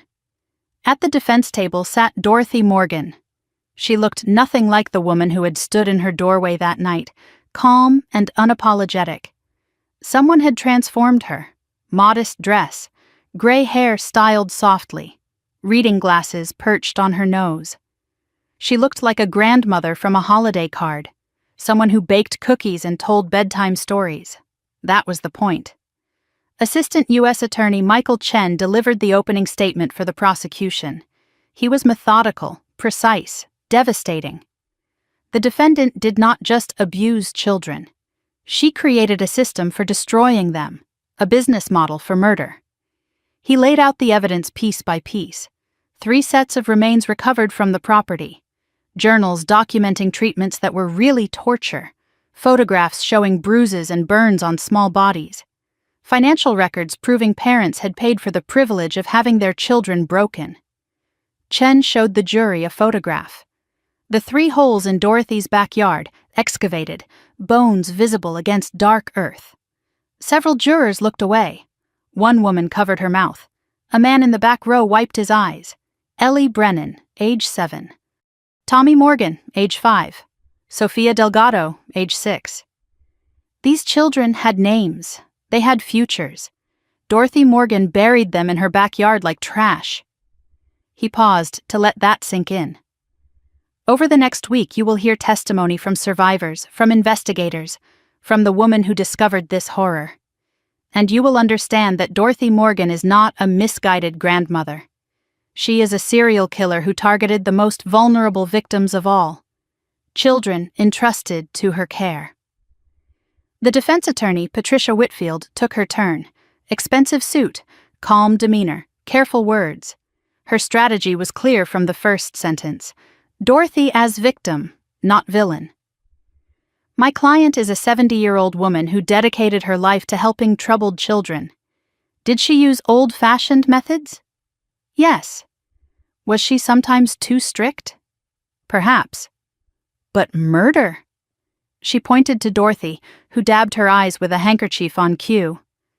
Dorothy Morgan comes from a generation that believed in firm discipline. She was raised this way. She raised her own children this way.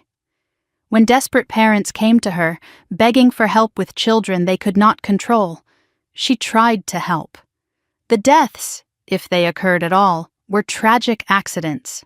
A child who wandered off, another who had a medical condition. These were not murders. These were an elderly woman's desperate attempts to help, gone terribly wrong. I watched the jury. Some faces showed uncertainty. Whitfield was good. She made Dorothy sound like a victim of her generation, her upbringing, her good intentions. She turned murder into misunderstanding. And some jurors wanted to believe. Nobody wants to think grandmothers kill children. Day 2. My turn on the stand. Chen guided me through the night of discovery. I described everything, coming home early from deployment, finding Lily's room empty, the drive through the mountains, the hole, my daughter shaking in the cold. What did your daughter say when you found her? She said, Mommy, do not look in the other hole. The courtroom was silent. I described looking anyway. The bones, the skull, the scraps of fabric that might have been a dress with yellow flowers. What did you do then? I took photographs for evidence. Then I got my daughter out of there. Whitfield's cross-examination tried to paint me as unstable. She brought up my military service, my deployments, my PTSD diagnosis. Is it not true that you suffer from post-traumatic stress disorder? I have PTSD. It makes me hyper-vigilant, not delusional. The bones in that hole were real. The children who died were real. My daughter's trauma is real. She tried other angles. My absences, my career focus, my decision to leave Lily with Marcus. I answered every question directly. I did not flinch. I did not break. Whitfield tried for 45 minutes to crack me. She questioned my memory, my mental health, my parenting choices. But I had faced mortars in combat. A lawyer in heels was not going to make me fold. Day 3 brought the hardest evidence. Lily's video deposition. She had recorded it weeks earlier, in a child-friendly room with a psychologist guiding the questions. I was not allowed to be present during the recording. Now I sat in the gallery and watched my daughter on the screen, small and brave, telling the truth. Her voice was thin but steady. Grandma put me in the hole. She said bad girls sleep in graves. She said if I cried I would have to stay longer. How long were you in the hole? I do not know. It was light when she put me in. Then it was dark. Then it was really cold. Did anyone else know you were there? Lily hesitated on the screen. Daddy knew. He dropped me off. He told me to be good and listen to Grandma. The jury shifted, murmured. One father in the front row looked at Marcus, seated behind bulletproof glass in his prison jumpsuit, with undisguised contempt. Lily's testimony continued. She described the rules, the punishments, the other children she had seen. There was a girl before me. Her name was Sophia. She was in the hole next to mine. Then one day she was not there anymore. Grandma said she graduated. Graduated. Dorothy's word for murder. An 8-year-old had heard it and repeated it without understanding what it meant. But the jury understood. Every single one of them. Day 4. Vanessa Morgan took the stand for the prosecution. She had accepted a plea deal. 20 years in exchange for full testimony. She wore prison orange now. No makeup. Hair pulled back. She looked nothing like the polished lawyer who had threatened me in my own home. Chen walked her through the conspiracy. Vanessa confirmed everything. She had helped cover up complaints, destroy evidence, intimidate witnesses. She had known about the discipline program for years. And your son, Tommy? What happened to him? Her voice broke. I sent him to my mother when he was 4. He was difficult. I thought she could help. 3 months later, she told me he had run away. I knew what that meant. And I said nothing. Why? Long pause. Because I was afraid of her, and because admitting it meant admitting what I had done. The jury stared at her. A mother who had sacrificed her own son to protect herself. Day 5. Closing arguments, then deliberation. Chen was devastating. 3 children are dead. The evidence is overwhelming. Dorothy Morgan knew exactly what she was doing. She documented it. She profited from it. She would have killed again if Rachel Morgan had not come home early. Justice demands accountability. Whitfield appealed to sympathy, old age, misunderstanding, good intentions gone wrong. The jury deliberated for 4 hours. When they returned, I took my seat in the gallery. Diane sat beside me. The forewoman stood, middle-aged, steady hands, clear voice. On the count of first-degree murder of Ellie Brennan, how do you find? Guilty. On the count of first-degree murder of Tommy Morgan? Guilty. On the count of first-degree murder of Sofia Delgado? Guilty. Guilty on all 23 counts. Murder, conspiracy, child abuse, obstruction. The word echoed through the courtroom like a drumbeat. Dorothy sat motionless, finally understanding that her dynasty of discipline was over. She would die in prison. The judge moved immediately to sentencing. Dorothy Morgan, you have been found guilty of 3 counts of first-degree murder, 12 counts of aggravated child abuse, and 8 counts of conspiracy and obstruction. You showed no mercy to the children in your care. This court will show you the same. I sentence you to 3 consecutive life terms without the possibility of parole. She was led away in handcuffs. Silent, face blank. Outside the courthouse, Diane found me. It is not over. Marcus's trial is next month, and the custody hearing is in 2 weeks. 1 down. But the hardest fight was still ahead. Marcus would try to destroy me in court to avoid his own destruction. And the custody battle would determine if I got to keep my daughter. Dorothy was going to prison.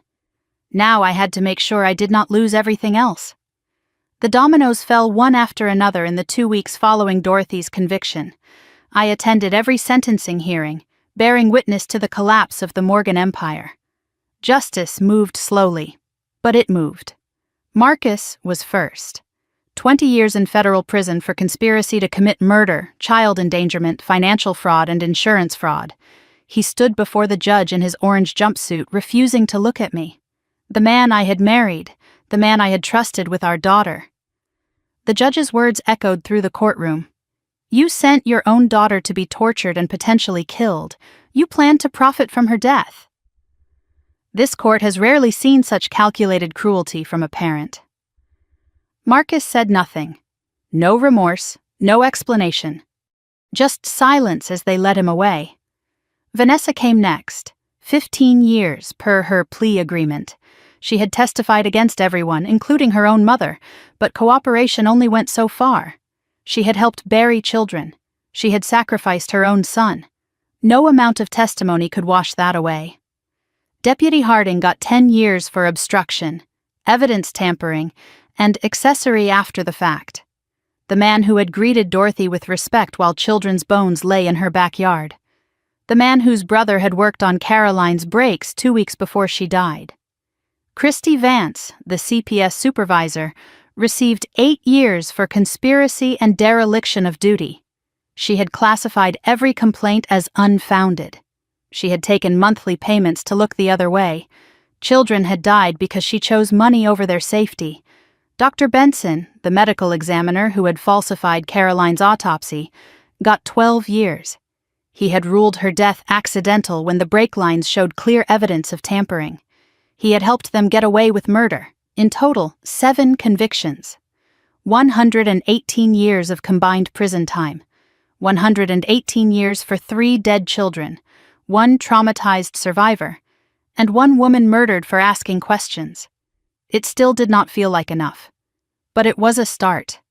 I thought the criminal convictions would end the fight. I was wrong. The Morgan family had resources, old money, connections, lawyers on retainer even from behind bars. A distant cousin named Harold Morgan filed for emergency custody of Lily 2 days after Dorothy's sentencing. His argument was simple and vicious. Rachel Morgan is unfit. PTSD, frequent military absences, erratic behavior, emotional instability. Harold presented himself as the stable alternative, successful business owner, married 23 years, nice house in the suburbs, no criminal record.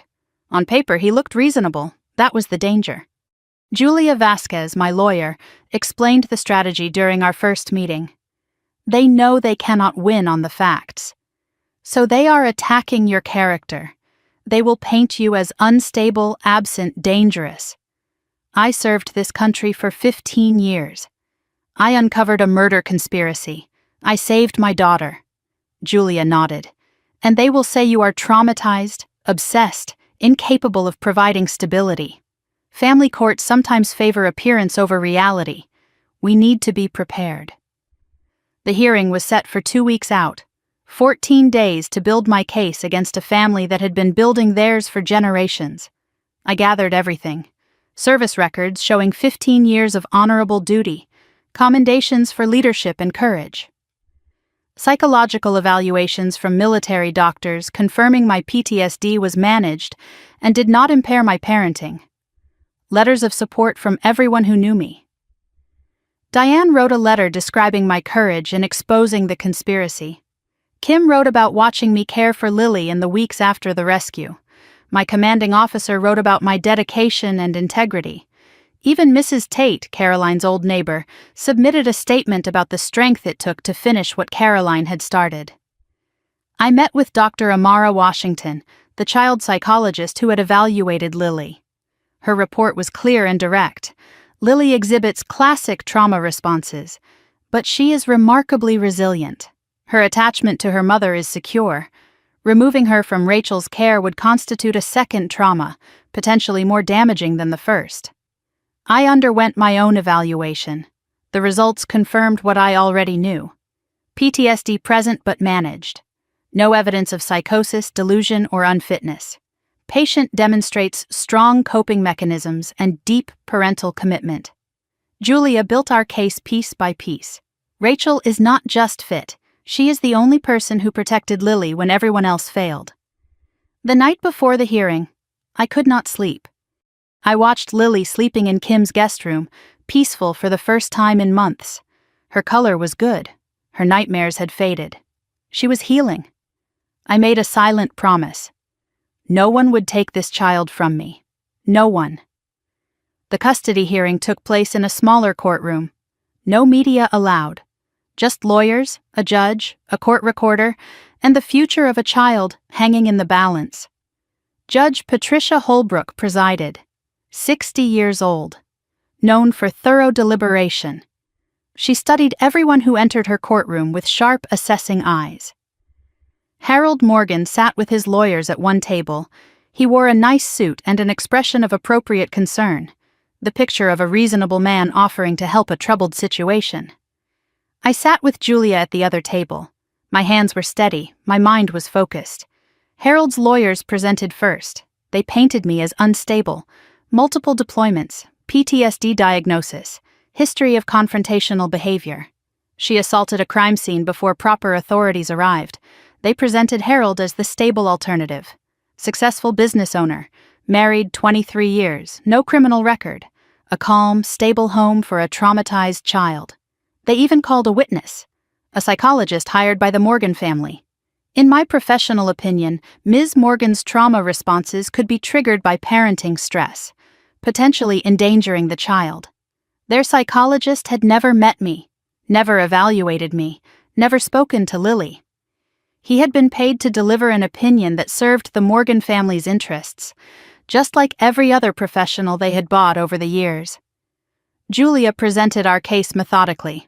First, my military record, 15 years of service, multiple commendations, spotless conduct. This woman has protected her country with distinction. She applied those same instincts to protect her daughter. Second, the psychological evaluations. Every qualified professional who has actually evaluated Rachel Morgan has found her fit, stable, and dedicated. Third, the timeline of abuse. Every time Marcus sent Lily to Dorothy, every complaint that was ignored, every warning sign that was missed. Harold Morgan is asking this court to place Lily with the same family that tortured her, the same family that killed 3 children, the same family that tried to kill her. Fourth, the letters of support. 17 people who knew me, worked with me, trusted me. And on the other side, a family that buried children and bought silence. Finally, Dr. Washington's report. Julia read the key passage aloud. Removing Lily from Rachel's care would constitute a second trauma, potentially more damaging than the first. Lily Morgan has one functioning parent. That parent is Rachel. Judge Holbrook listened to everything. Her face revealed nothing. Then she made a request. I would like to speak with Lily privately. In chambers. Standard practice. Let the child express preference without parental pressure. But the waiting was agony. I sat in the courtroom while Lily was escorted to the judge's office. 30 minutes passed, 45, an hour. I stared at the door and tried to breathe. Finally, it opened. Judge Holbrook returned to the bench. Her face was still unreadable. Lily walked straight to me and climbed into my lap, her small arms wrapped around my neck.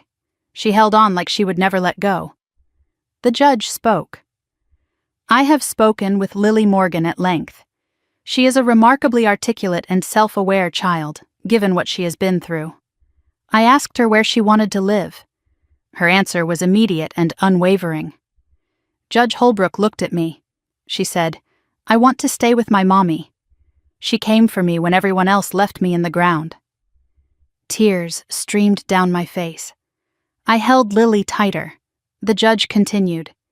This case has been presented as a question of stability versus instability. But the real question is simpler. Who protected this child? The Morgan family, through action and inaction, allowed Lily to be abused. Harold Morgan, though not criminally implicated, seeks custody on behalf of a family that nearly killed her. This court will not reward that family with another victim. Rachel Morgan served her country with honor. When she discovered her daughter in danger, she acted immediately and effectively. She has cooperated fully with law enforcement. Every professional evaluation supports her fitness as a parent. Judge Holbrook's voice was firm. It is the ruling of this court that full legal and physical custody of Lily Morgan is granted to Rachel Morgan, effective immediately. Furthermore, all visitation rights for the Morgan family are permanently terminated. This child will have no further contact with that family unless she chooses otherwise as an adult. I exhaled, a breath I had been holding for months. Julia squeezed my hand. You won. Lily whispered in my ear. "Does this mean we get to stay together forever? Forever, baby, forever." We walked out of the courthouse together. The sun was setting, painting the sky orange and pink. Lily held my hand and looked up at me. "Mommy, what happens now?" I thought about everything, the graves, the trials, the secrets, the pain. And then I thought about what came next. A new home, a new school, therapy, healing, time. Now we go home, sweetheart. Our new home, just you and me, and Aunt Kim.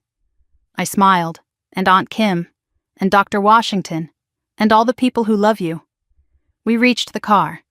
I looked back at the courthouse one last time. I thought of Caroline, of Ellie, of the children who did not survive. I promised them silently. Their deaths were not for nothing. Lily fell asleep on the drive home. Peaceful, safe, mine. The war was over. Now came the hardest part, learning to live in peacetime. 1 year later, I stood on the porch of our new house watching the sunrise paint the Tennessee hills in shades of gold and pink. A modest craftsman bungalow near Fort Campbell, smaller than the house I had shared with Marcus, simpler, but it was ours, mine and Lily's. Every room held new memories now, good ones. The yard had a garden Lily had planted in the spring, tomatoes and sunflowers and herbs I could not name, but she insisted we needed. Wind chimes hung by the front door, a gift from Kim. They caught the morning breeze and filled the air with soft music. Inside, I could hear Lily singing along to the radio while she made breakfast. Pancakes, her specialty now. She was 9 years old, taller than she had been, stronger in ways that went beyond physical growth. Her laugh came easier each month. Her nightmares visited less often. The therapist said she was remarkably resilient. I knew the truth. Lily had survived because she chose to fight, just like her mother. I thought about her journey over the past year, new school. She had been nervous at first, convinced the other kids would somehow know what had happened to her. But children are more adaptable than we give them credit for. She made friends quickly, joined the soccer team and discovered she was fast. Faster than anyone expected. Therapy twice a week with Dr. Washington. The sessions were lighter now, more about coping than crisis. Lily still had triggers. Small dark spaces, the sound of digging, certain tones of voice that reminded her of Dorothy. But she was learning to manage them, learning to breathe through the fear instead of drowning in it. She had started keeping a journal, Dr. Washington's suggestion, writing about her feelings, her fears, her hopes. One day I found an entry she had left open on purpose. I knew she wanted me to see it. I used to be scared of the dark.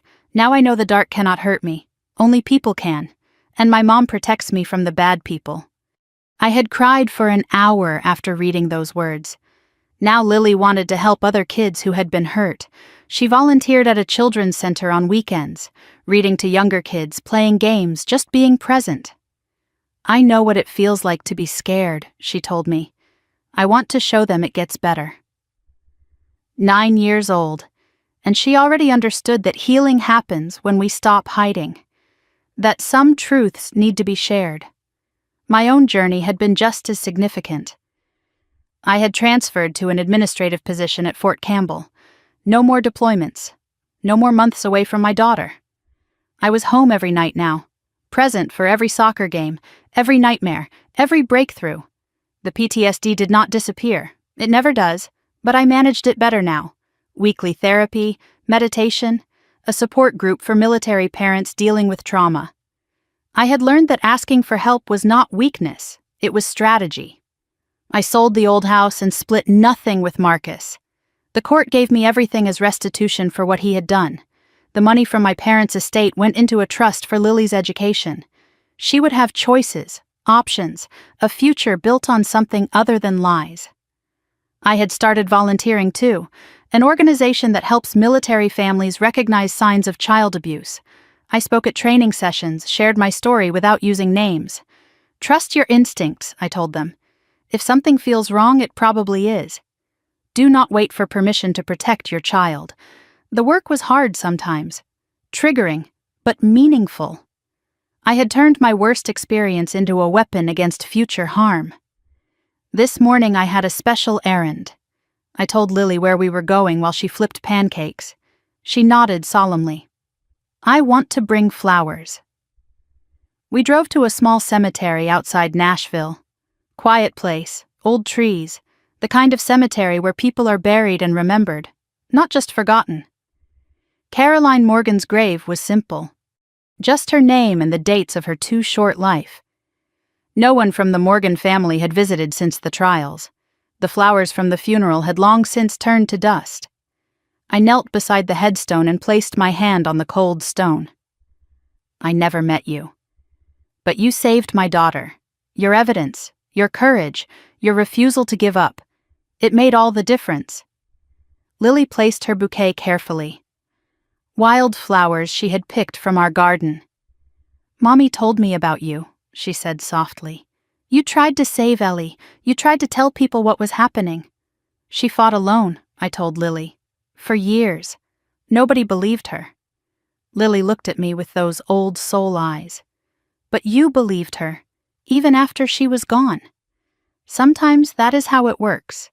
We fight the battles we can and hope someone finishes what we started. We stood in silence for a moment. I promised Caroline silently that Ellie would not be forgotten. None of them would be forgotten. A letter had arrived last week. I thought about it on the drive home. From a woman named Denise Hayward. Her daughter Mia had been at Dorothy's property for 2 weeks, 5 years ago.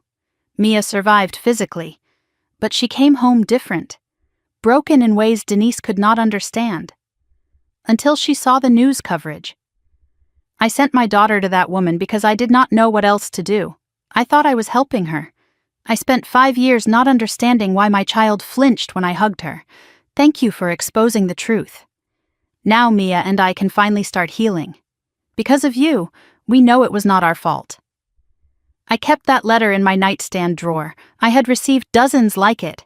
From other parents, from survivors, from people who just needed to know that justice was possible. Every letter reminded me that this story was not just mine. Dozens of families had been touched by Dorothy's evil. And now, because the truth was finally told, they could begin to heal too. That evening, Kim came over for dinner.